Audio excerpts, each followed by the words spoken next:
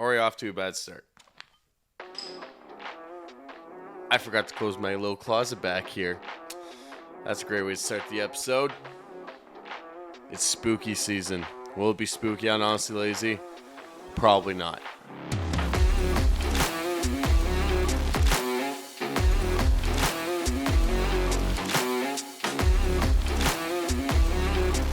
The Honestly Lazy Podcast. Hey, ladies and gentlemen, welcome to another episode of the Honestly Lazy Podcast with your host, me, Mr. BoyStick, I guess. I don't know why I call myself Mr., because that's definitely not what I am. It's just BoyStick, but yes, I am back. I am back for another week of the Honestly Lazy Show, or podcast, whatever the hell you want to call this. Because I've been lacking, I figured, fuck it, get back into it. Just gotta get into the live streaming. That's like the next step, is literally just focusing on let's get a fucking live stream going, but still intimidating as fuck to try. But whatever, I'll get into it one day. But you know, shout out to everybody who's been supporting this shit. Everyone keeps asking, or some people keep asking when the next episode's out. So thank you for keeping me motivated, because that last episode was kind of rough. What I mean by that is I was just...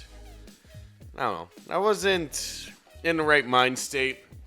Work and life and all that type of shit was kind of fucking me up, fucking up my flow, fucking up everything to keep this show going. And I don't think I should have recorded last week, but I did anyways. But this week is a little bit different. I'm feeling better. And, you know, I kind of wanted to record anyways. There's more stuff to talk about than usual, I think. I honestly don't know. I'm going to start it off with talking about some fucked up shit, and then we'll get into some other stuff. But before I start, I got to give a few shout-outs. Shout-outs to a couple people who actually got married. Shout-out to the Ryan Lozon, my boy, and his wife Melanie. They finally got married. Knowing those two. Watched the night that they actually met and started dating. I was there the first night, and they're fucking married so many years later. I was 18 when that happened. It's been a long time. They finally got married, so... congrats on tying the knot, and shout out to the Hotter Show, seeing him. He also got married the same weekend as my buddy Ryan. So, you know, shout out to you too and your lovely wife. You know, killing as a podcaster, and now you're getting married in real life and doing that stuff. You know, I'm wondering who's next. A lot of people think it's going to be me. Well, it's not that people think it's going to be me. They're hounding it to actually be me. Like, my brother... who's going to be my best man, wants me to get married so he can throw a bachelor party, and it's going to be the greasiest fucking thing. Knowing my brother, it'd be something really greasy, and probably something that would make me very uncomfortable, but, you know, he is my best man. He will plan it for me. Crazy year. Especially, we're in the fall now, ladies and gentlemen. Like, it's getting crazy to think how fast the year actually goes by. It's already October. We only got a few months left, and we're into 2023. It's now spooky season. By the time we're recording this, it's October 3rd, so everyone's doing the Mean Girl quote, you know? Oh, he asked me what day was. It's October 3rd, you know? All that dumb shit.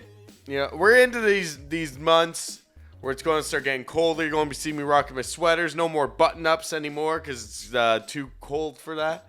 But I like this time of year because, like, in this apartment, I sweat my balls off because I don't have AC in here yet. Next year, I'm buying a fucking AC because I am not dealing with that again. So, it's always shitty in the summer living in this apartment because the only thing that keeps you cool is just cold shower and beer. And water, I guess. But mostly beer and showers. And, you know, this is the first time in a long time where I'm, like, excited for fall. I don't know why. Maybe this summer was just too much for me. Maybe I'm excited to fucking hibernate. I'm excited to take this podcasting more serious. In the winter time, I take the podcast way more serious because there's nothing to do besides recording. So, you know. I really do take it more serious in the winter time, and, you know, that's probably when the live streams are going to starting up and stuff. But for right now, you know, I got to do a few things. First thing I need to do is get my fucking desk done, because, well, what I mean is I need a fucking new desk, and I need a second monitor so I can get this live stream shit going. It's not working right now, but I will get there. Don't worry, ladies and gentlemen. There's always other ways to cheat a live stream. To me, I'll just grab my old tablet, fucking view the chat from there. Redneck it to all fuck, but it'll be worth it. But, shout out to everyone else who's been listening to the show who didn't get married, who support it regardless. Thank you guys. Keep me motivated. Excuse me. It's only Monday and I'm recording this. Usually I start recording on Tuesdays, so not too much has happened yet.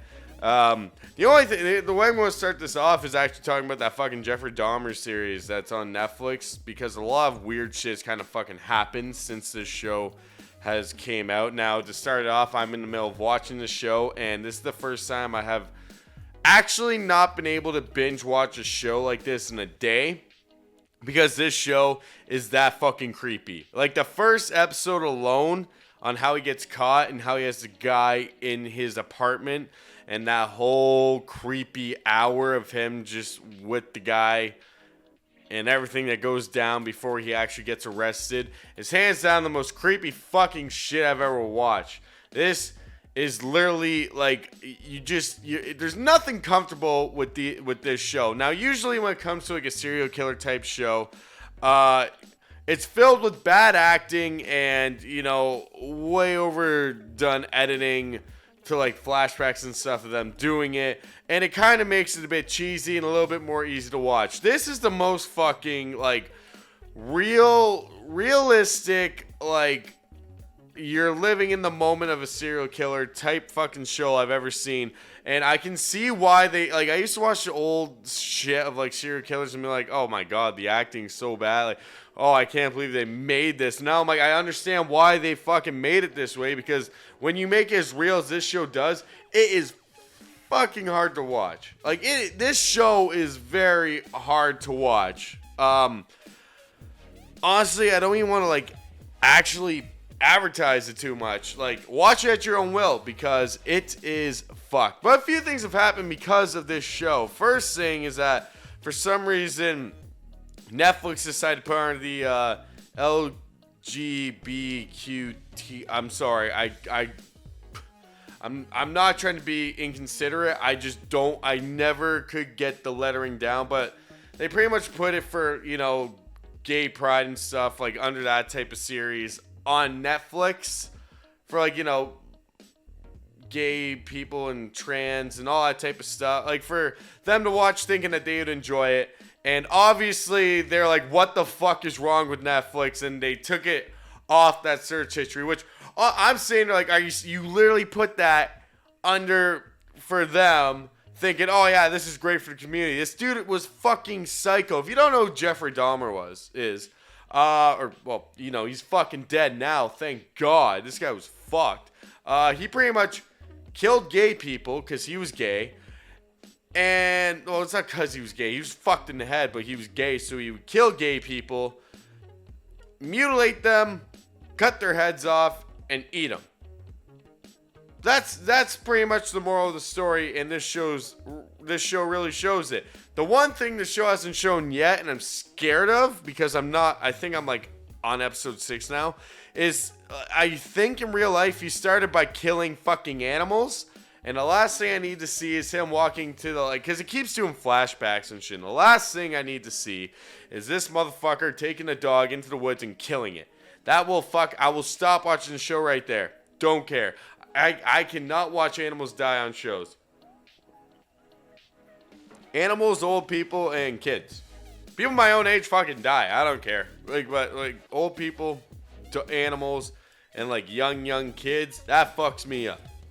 And, I don't know what the fuck Netflix was actually thinking by doing this, but yeah, they literally put underneath for the gay community and stuff, and obviously they didn't like it. Second thing that happened, cops and, government, I'm not sure who the hell was tweeting it. I saw it somewhere, but it was it was like law enforcement. Law enforcement actually came out with a statement saying, do not dress up as Jeffrey Dahmer for Halloween, which I can't believe they have to put out a warning like this, but in this day and age, they have to put out a fucking warning like this because people will literally do it.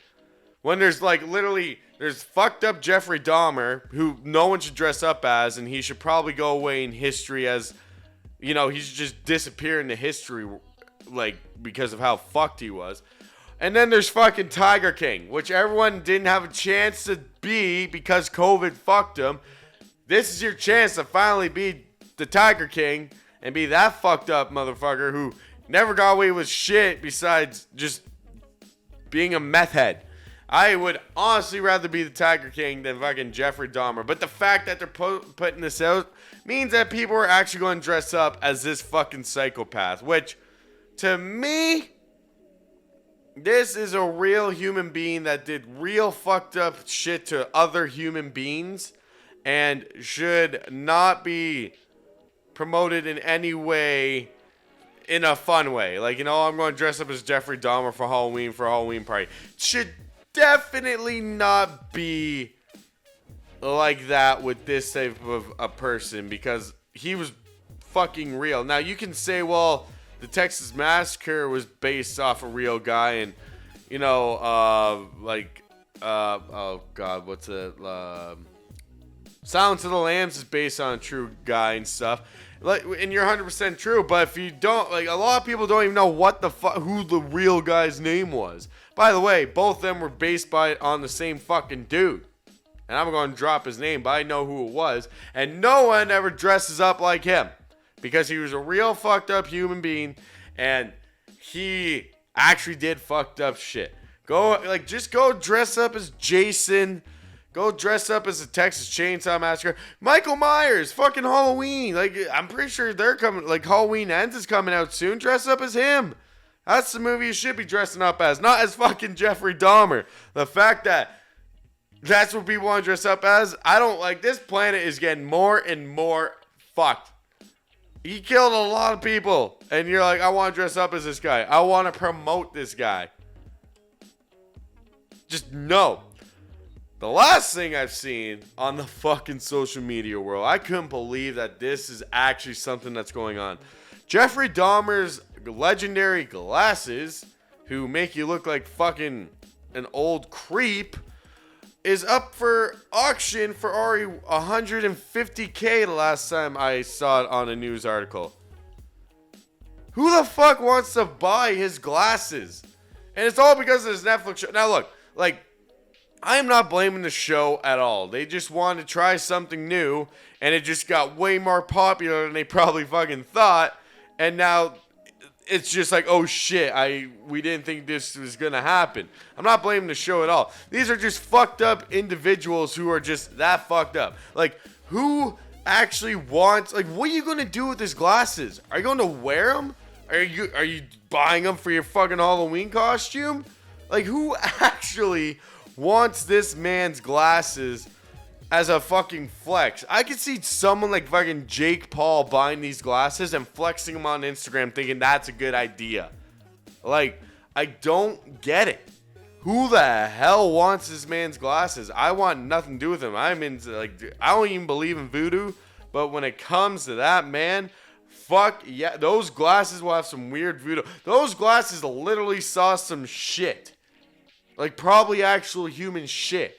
And saw some very fucked up shit. And people are like, I want to hang it. I want to frame it and put it in my man cave.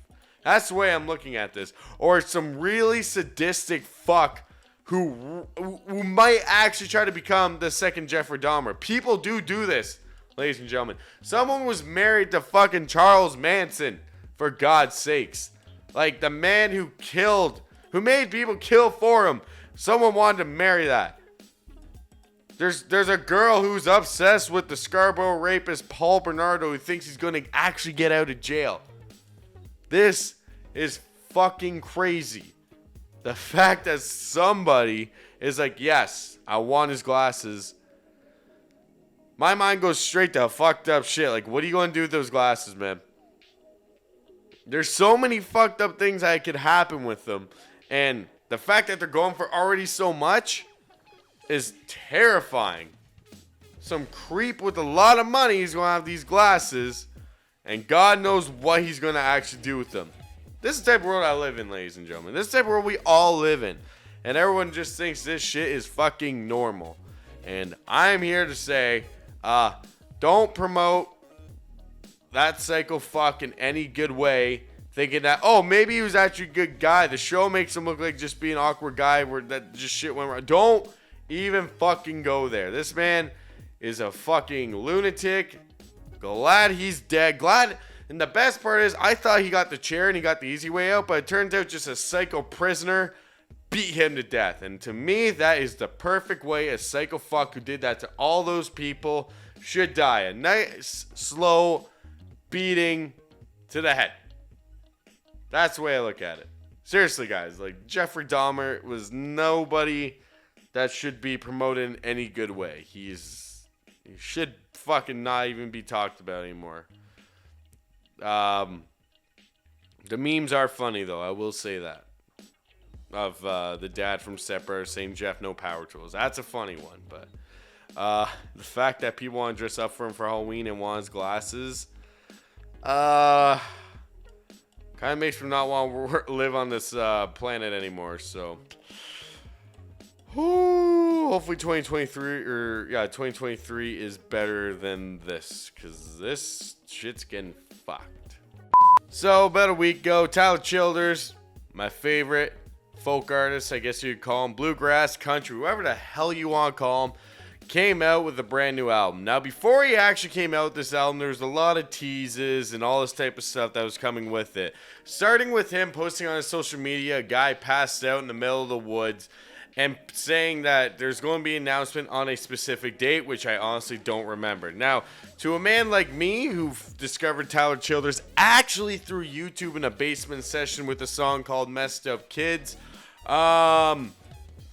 he has always been a different type of guy to me, and from that song, I pretty much fell in love with this guy. And with this part of the podcast, I might actually do a little bit of a review on his newest album, because I have so much respect for this guy, and I feel like this is something I've never done before.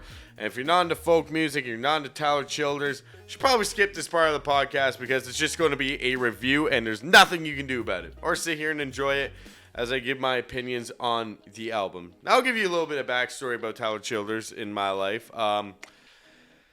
Well, when he came out with an album called Purgatory. And that, ladies and gentlemen, is the album that I fell in love with and made me, well, fall in love with this good man himself. Tyler Childers has came out and said he's a recovering alcoholic and drug addict. And with Purgatory, pretty much every song was about alcohol and drugs. And I don't know what it is about that type of music, but I always fucking love it. And, especially with a guy like Tyler Childers, who came out with other albums like Country Squire, has had a live album come out and stuff like that. I've learned that he's pretty experimental, kind of like Sturgill Simpson. So each time he comes out with a new album, I get kind of nervous about it. Nothing wrong with being like experimental with your albums, but when it comes from an album like Purgatory that you fell in love with so long ago, and like, you know, it's something that even your girlfriend who is not into music, talking about drugs and shit, actually falls in love with herself. It's kind of a nerve-wracking thing each time the artist comes out with an album, because you really don't know what to expect. Especially when Childers came out and said he was, like a recovering drug addict. I was like, uh-oh. Because I know it sounds bad, but his songwriting when he was on drugs is amazing. It's a terrible thing to say. It honestly is. But his writing when he was on drugs was so good, and he told such good stories. So I'm like, what's he going to do now that he's sober? And I mean, I kind of saw this coming, and he came out with the new album called Can You Take My Hounds to Heaven? And it is pretty much, well, a gospel album. Going from songs like White House Road, where literally one of the lines is we've been stiffing that cocaine. Songs like Swear to God, where he hits an antler pipe and a couple white lines and wakes up with a black eye. To this was kind of a big jump for the old man himself, or old Childers. But I dove right into it. I woke up for work, downloaded the whole Jubilee version, because there are three versions. There's a Hallelujah version, there's a Jubilee, and there's the Joyful Noise version. I downloaded the Jubilee version because I figured that'd be the most grimy sounding one, and apparently it's true. I haven't listened to the Hallelujah version, but from what I've heard through the internet, it sounds like it's been recorded in a church. Good for some, not for me. So, the one thing I will say about this album right off the get-go, it's definitely not fucking Purgatory. No, not a lot of banjo or bluegrass type music. It's more type of jazzy, funky bass lines and all that type of stuff. Now, to a man who loves Childers, I'm not gonna lie. The first listen through, a little bit disappointed. Second listen through, I don't know what it was. Started falling in love with it. To me, this album really does. I like it. Like, it's definitely not going to be for everybody, especially if they're coming from an album like Purgatory. This is definitely going to be a big fucking change up for you. On top of the fact that he actually re-recorded Purgatory and made it into this like jazzy, like pop. Like, I don't know how to explain the sound. A lot of like 80s type Rick James type sounds, the funk. It's kind of like funky country type stuff. So especially, like, I was excited for the Purgatory version of this, but I'll get into that in a little bit. I'm going to start this off by talking about the single that came out first, Angel Band, which to me is like right from the get-go, I knew. Right when I heard this song, I was pretty much expecting, he's going to do fucking all church type music, and wasn't really sure how to feel about it, but I will say Angel Band is a beautiful song, honestly, and I really do, I fuck with it. Like, it was slower, but the lyrics were there that I could still vibe out to it, and it is talking about, church and stuff, but it's weirdly to me not in your face about going to church.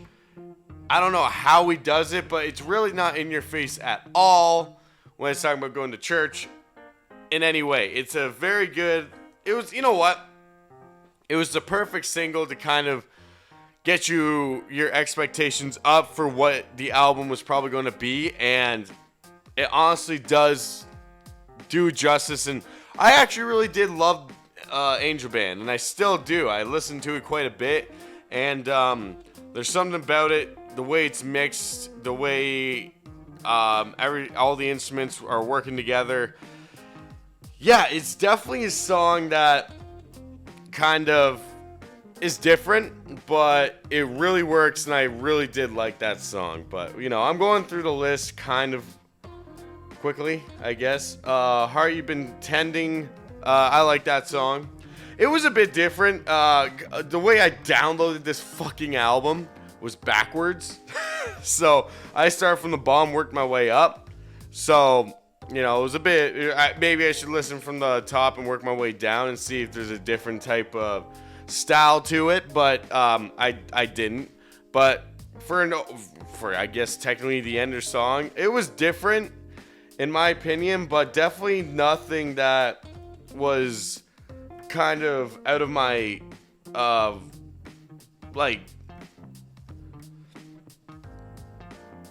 it wasn't anything that I was like, oh man, this song sucks or something. As a matter of fact, the hard bass drum in the beginning and the way the song kind of flows all the way through, I actually kind of fuck with it. It kind of sounds like a little bit of like Alexis on Fire song, like the Northern, but has a Tyler Childers spin to it. And to start it off, like when I was driving to work, and this is a song I was like vibing to, I was actually like, this is fucking pretty sick. It's 4 minutes. A lot of his songs are like four minutes long. Angel Band is fucking 6 minutes long, so buckle up for that. The next song that's on the album, that this one took me 2 tries to actually get into, but I don't know what it was. I fell, like, I can listen to it now. It's actually Jubilee. That actually does not have him singing it.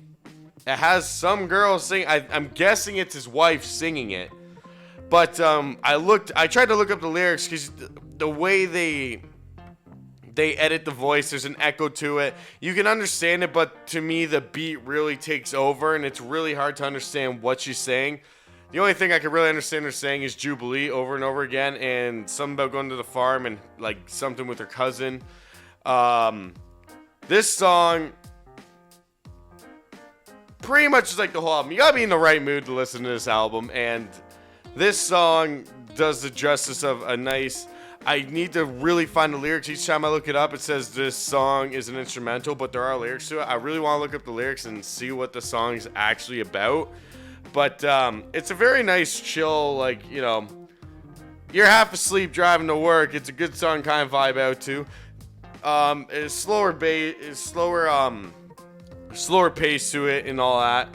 And definitely one of the slower songs of the album, but it works. It works really well. Like, I will just say right now that with Jubilee, the Jubilee version, I don't know about anybody else, but it took me my second time through to actually appreciate it, I guess. So if you're looking, I'm sure it's probably just me, but you might have to listen to it a couple times. But I think for a lot of people, it will come around and like gain your respect if you listen to it a couple times. Way of the True and God. This song I have loved before this album even came out. This song is actually on YouTube. Somebody filmed it at it was at Willie Nelson's 4th of July picnic. I was going through YouTube one day just finding random Childer songs to listen to, and that came out, and it was like this year, so I was like, oh, I don't know that song at all. So I listened to it. This was a song that, like, before this album even came out, this was the song where I was like, something might be going on here. So I did some, like, I typed it in, see if I could find any recordings of it. It was only, like, YouTube videos at concerts of this song. And people started saying this might be the hint of a new album. And right when I saw this, when I was downloading this album, I was like, fuck yeah. Like, this is a good tune. Talking about how he gave up pills and all he needs is like the church to keep him high and stuff. And honestly, for like a Bible thumping song, and me not being a Bible thumper myself, this is a fucking awesome tune. It has like the Waylon Jennings sounding saxophones to it and shit. It's definitely a song that, like, if I was drunk enough, I could dance all night to. I really do love this song. It's something that, the way the beat is, the beat to it, the higher paced beat to it, it's definitely a song that I can always get into. This is one of the songs I could probably put on all the time and I will never skip. That's how I describe this song. Now, the next song, Purgatory, Jubilee version. I'm sure a lot of people like it. The hardcore Childer fans are probably like, the non-stop, he can do no wrong people will always like whatever he does, so they probably love this version of the song. Me, on the other hand, no. I will always love the original version. They slow it down way too much in this version, and to me, this song is talking about him dating a Catholic girl, and he's all fucked up on pills and shit like that. To me, the high-paced banjo fiddle fits the vibe of that song more than like a jazzy, type song. And on top of the fact, in the original version, there's a pause where he does a nice little guitar solo. And this, they change up with a weird keyboard solo. Honestly, this song, I could skip 1,000 times over and never be bothered by it again. This song is not for me. Probably because I'm so rooted into the Purgatory album itself and that song, the original song. This song is definitely not for me. But I mean, for all I know, a lot of other people fucking love it. And, that's your opinion. I don't care for it at all. But, that's just my opinion. I'm not like I love Childers and I love music. I mean, Childers is the guy I listen to and I'm writing songs. So, I mean, like, he has a lot of influence on me. I just did not like the version of Purgatory they did for this album. I think they did it wrong, but that's just my opinion. You know, it's still a really good album. Two Coats is the next song, and this is a song that I can't get into either. I think it's more of just a beat. Like, I can put it on real quick. I'm not going to put it on for you guys here just because I don't want the copyrights happening, but it is a weirder song. Like, it's really different from the Childer sound that I like. Almost kind of sounds like an intro to like maybe a gangster movie or an old western or something like that. But it just kind of sounds like a weird toning person just talking in the back. And honestly, I really do like the beat. And I really do like the guitar licks in it. But when it comes to the song overall, definitely not a song that I am a fan of at all. I'm sorry, ladies and gentlemen. There's two songs I do not fuck with on this album, and those are the two. The rest of them, probably my favorite song and the title of the album the album itself, Can I Take My Hounds to Heaven? Love this song. 100% love this song. Just talks about, you know, if he can't take his hounds to heaven and hunt on God's ground, just pack him up and I'm going to hell with all my friends. You know, he just wants to make sure he has his dogs up in heaven with him and he can hang out with his dogs and hang out with his, well, I guess if his friends are in hell, you know. But very, very good song. That's all I gotta say about it. Like, it's perfect beat, perfect like pace, good story to it. Just a simple song, and again, not in your face about Bibles or heaven or anything. It's just like, can I bring my hounds to heaven? And I will always respect this song because this was the song that, because I was like, this is the title of the album. This one, like Purgatory, has to be like one of the best ones, and he did not disappoint with this song. So like, cheers to Childers for that one because I fucking love this song. And the last song on the album, Old Country Church, actually Hank Sr. song that he recreated. I've only listened to this song like once or twice, but from what I remember, yeah, it has like, you know, the organ in it and stuff.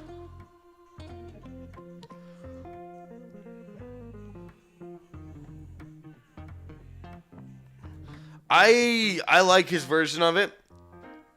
Kind of more of an upbringing song. I feel like I haven't listened to Hank Sr. version in a very long time, but I feel like this version is more upbringing, and I really do feel like he did Hank a solid with this one. I really did fucking love this song a lot. And actually, my buddy at work, Johnny Mac, said he didn't like it.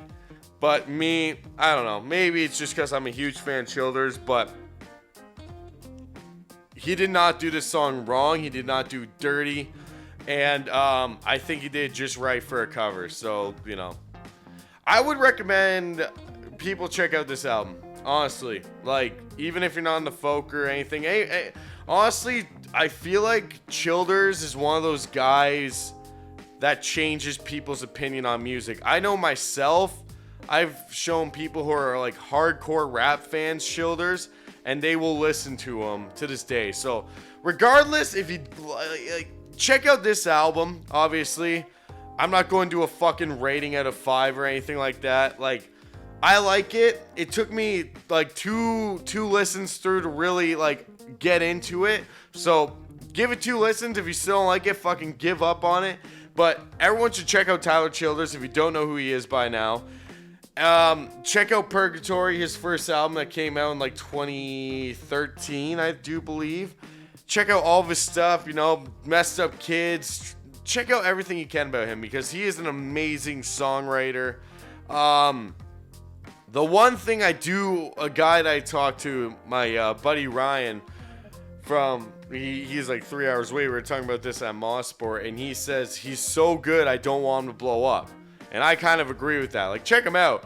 But it's one of those things where it's like he has to stay underground like he is right now. Like him, Sturgill Simpson, Zach Bryan, they have to stay off the radio because I feel like if they got on the radio, they turn into like these shitty people like the fucking Wreck Laws and Luke Bryan and fucking all the bad, sellouts. Well, I feel like they wouldn't be sellouts, but Nashville or wherever the fuck would try to fuck with them way too hard. But anyways, that is my opinion on the whole Childers Can I Take My Hounds to Heaven album. I hope you enjoyed this review. If you want me to do this more often, just let me know because I will do it. Maybe I'll do my buddy's Excuses album next because I need to listen to that again through. But this has been the Tyler Childers. Can I Take My Hounds to Heaven? If you don't know who he is, definitely go check him out. He's blowing up hard, and he's just going to keep going up, up, and up from here. So, cheers to Childers. Thank you for the new album, and I hope you come to Toronto soon so I can fucking see you live finally. Stop slacking. Well, when it comes to my childhood, it looks like there's a new thing that has come out that is not the biggest deal to me, but it's kind of like this is the new world that we're coming into, and it's fine. It's not a big deal. I just kind of want to talk about this type of a subject because me growing up with this type of stuff, it never really existed, and nowadays it really does. But they have officially announced that Velma, the nerdy character from Scooby-Doo, is officially a lesbian in a new movie, which to me is, well, it's not a big deal, They do that with all type of things nowadays. For when it was Gay Pride one year, they announced that SpongeBob was gay. They've announced a few times that cartoon characters are officially gay, and honestly, I never really understood it, why they'd have to change it and stuff like that. I never really did, and it's just honestly the way that shit wasn't around when I was a kid, I never understood why. Like, even with the new shows and stuff that are coming out, there's always a gay character and all that type of stuff. And this is just kind of a way to talk about that type of thing and why I never understood it. My mom actually sat me down and explained it. So I'll first of all say, with Velma being lesbian. Well, I mean, never had a guy in the show. Honestly, none of them had relationships in the show. Like, once the animated series got newer and newer, they all kind of had relationships. I think in one series, Velma and Shaggy were actually dating. So I don't know. In all the multiverses of Scooby-Doo, pretty much Fred and Velma, or Fred and Daphne were always fucking and everyone else is off on their own. But, they never really announced their sexuality. But in the same time, like, this new movie, she comes out lesbian. But in the older stuff, like everything that's ever came out, there was nothing that really proved that she was gay. Like with SpongeBob, everyone pretty much figured he was gay because there was that episode where Patrick and him are wrestling for, like, the Burger Olympics or the Fry Cook Olympics, and at the end they're holding hands as they're walking out, weirdly in tighty whities. So, like, that caused some controversy, and plus, I guess SpongeBob never having a girlfriend, all that type of shit. It came out, and he was like, he was gay. But when it comes to, like, this is what the kind of thing I kind of want to talk about, because I never understood growing up, and I didn't understand it for a long time. My mom actually sat me down and explained it to me. It was the biggest thing with the newer shows that came out and stuff like that there was always a gay character. Like, the main cast started to have one gay character or a lesbian or something like that, and I never understood it. Like, even with, like, Mean Girls and stuff, the cop that was after him was gay and had a husband and stuff. And Brooklyn Nine-Nine, it made more sense that the chief of police was gay because he kind of showed, like, what he came up through and how hard it was him to be gay and be a cop and all that type of stuff. That kind of made sense. But there's, like, How I Met Your Father, the sister that's gay. I was always like, why is it always there's always a gay character, and it wasn't like I was getting offended by it. I was just like, wow, every show has one now. My mom said, well, think about the kids nowadays that like when you were a kid, like, you know, there was no gay characters or anything like that for your friends to look at. But actually, there was one other thing. I'm going completely off topic. There's a new comic book series of Spider-Man. One of those, I think it's Spider-Man, where Peter Parker, it's like one of the multiverses where Peter Parker actually is gay. So, to me, like, my mom pretty much broke it down. Like, this is literally proving that, like, you know, I can't think of the word. Pretty much just me, pretty much me just being a fucking dumbass. I was like, well, I don't get it. Like, every show there's a gay character now. And my mom pretty much said, well, it's because, like, this is the new world we live in. There's, like, it's an open thing. You know, like, there was a time where it wasn't okay to be gay, and, like, even for me, I'm only 27. When I was a kid, there was no cartoons. There wasn't even, like, shows my parents watched that there was gay characters. The only one I can think of is literally Will and Grace. That was, like, the only show where there was, like, the main cast where there was gay characters in it. It's kind of, like, my mom literally said, like, well, think about the shows you grew up on. There was never gay characters and stuff. I was like, no, there wasn't. And she said, well, imagine being a gay kid. And, you know, growing up in a world that's so, you know, focused on having a wife and kids and stuff like that. They're putting all these characters in for pretty much for everybody. And I was like, damn, I'm an inconsiderate asshole. I never thought of it like that because I never had to deal with that. And my mom saying that to me, I was like, oh, wow, I'm a fucking idiot. But, like, this is the world that we live in now. And I'm sure, like, with the Velma, there's going to be people like, oh, come on, why change a character and stuff like that. To me, not a big deal. I just kind of wanted to say, like, you know, it's crazy to think how much the world's changed. It's good. It's for the better that they're having characters like this coming out, and they're having, you know, more, you know, all types of characters on shows and stuff. Because for a kid, like, this whole thing of parents, like, I've seen the TikToks and stuff where parents are like holding a baby saying my baby's gay, or they're saying, like, my baby came out as a boy and it's actually like she's a girl. That type of stuff is all kinds of fucked up, and I don't agree with that. I believe that the kids should choose on their own, or I don't know. It's just like these parents who are just doing it, they're just like, nope, he's this or she's this. That's wrong.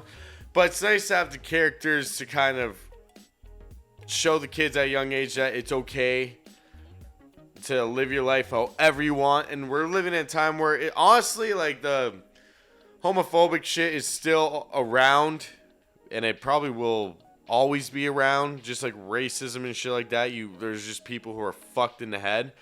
But it's good to see that, you know, they're trying to teach the youth and stuff that it's okay to be gay, straight, bi, transgender, wherever the hell. It's good. And, you know, I haven't really seen anything where they're really in your face about it, which would really drive me nuts. If there was, like, a show or something where it was, like, they're in your face, like, this is the way it should be and all this type of stuff, then I'd be kind of more upset. But I haven't seen anything yet, so it's not that, like, you know, Velma is now gay or lesbian, and all I gotta say is, like, it's a character. Good for them, I guess. And the world keeps moving. I've been seeing this story everywhere. Like, and I mean fucking everywhere. And it's a bigger story than I really thought it would be. But everybody's heard about it. And I feel like I should just talk about it really quick. I don't know too much about it. But there was these two people in a fishing tournament. And they fucking have won all these fishing tournaments and shit. And they finally got caught. And, like, they've been fucking cheating. Now, I don't know how many tournaments they've won, but I've seen in one video that they've won over 45 grand worth of shit from fishing tournaments. And for all we know, they've been cheating at every single one. And I don't know what, I didn't look too far into it, but all I'm thinking is, who did they piss off where they finally said, fucking search these fish. This is bullshit.